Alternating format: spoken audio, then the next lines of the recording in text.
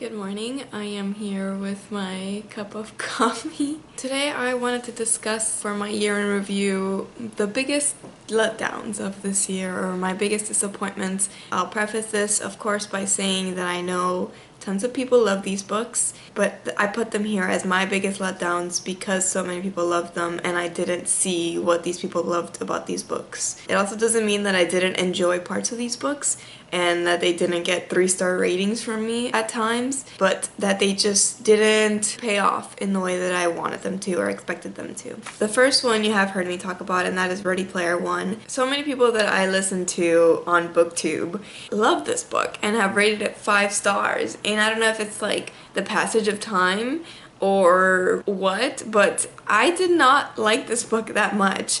I think I ended up giving it 2 stars. It just was so corny, was so info dumpy for me.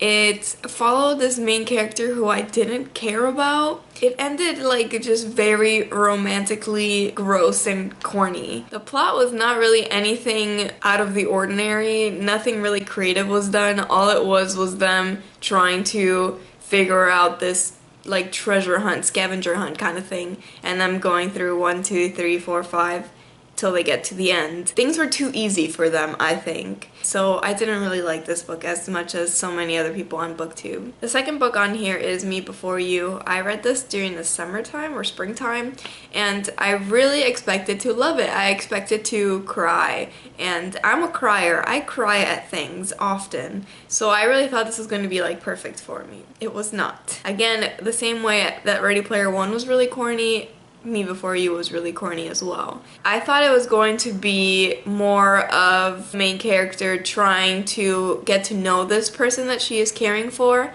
and then falling in love as a result. But it felt more like her trying to do all these things to make his life seem like possible, to make his life seem like it's going to be okay. Some people have called this ableist. I can see the arguments of she's just trying to fix him in a way, and people are always like, oh, the ending is so nuts. It's not. It's really not. The next book that I'll talk about is Hillbilly Elegy by J.D. Vance. I gave this book 3 stars, and I thought that it had some really great parts, and it really did open up my eyes to a lot that I don't know. I think this book, what aggravated me about it was that it was marketed in such a way to get people like me who are trying to be more understanding of other people to pick it up. And it did some of that, like it did answer some of that, but a lot of the advertisements and marketing was read this and you'll understand the Trump phenomenon. 3 stars means I liked it. It means that I found valuable things in it, but it didn't get to 4 or 5 stars like a lot of people gave it because I thought he injected a lot of politics in it that wasn't logical to me, especially how he discussed President Obama.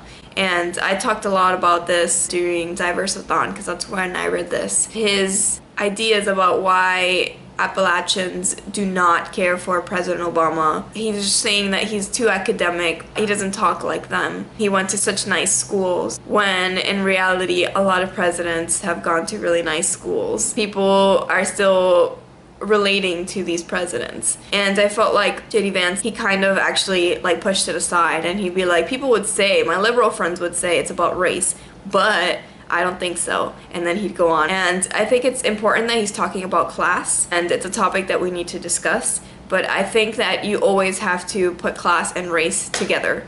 I guess I'm still happy that I read it, but some parts of it truly I was like, really? The next 3 are actually graphic novels and memoirs. The first one is Kill My Mother. It's supposed to be like noir and crime. It's supposed to think back to comics of the era that it's depicting. I just did not connect with any of the characters. I didn't care about what's going on. I was very confused. The sketchiness of it as well was very confusing to me. I couldn't tell apart different characters. And for so much hype about this graphic novel, especially by this author, Jules Feiffer, which a lot of people love, I did not see it at all, and it was pretty sad. The next one I put on here was actually Watchmen, and I might get some pushback about this because it's such an iconic graphic novel and so important for the genre, and when I discussed this on my channel this year, I said all of those things. I understand all of those things, and I valued the time that I spent reading this.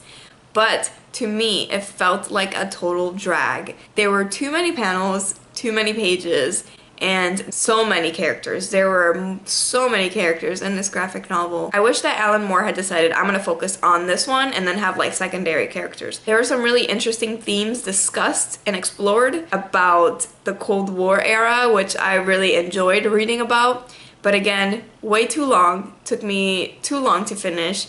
And last but not least, I put Fun Home on here by Alison Bechdel. I've heard a lot of things about her. I've heard a lot of things about this book. But this one did not leave me feeling like I understood and related. She was delving through some problems that I think would be relatable, like talking about family. For me, graphic memoirs work best when the characters are going through hard times, that's fine, but they can see like the good in some parts of their lives, to just give like a give and take, a balance to it. And I didn't find that in Fun Home. I also thought that there were a lot of literary references in this that the person who has not read a bunch of classic literature, it totally went over my head. I want to read more Alison Bechdel because she is a very celebrated author and artist, but this one did not satisfy me. Those are 6 books that I read this year that I did not like as much as many other people on BookTube and the world at large. Hopefully you like some of these better than me. This is all opinion. We all have our own tastes. Thanks for watching my video, and I shall see you in my next one.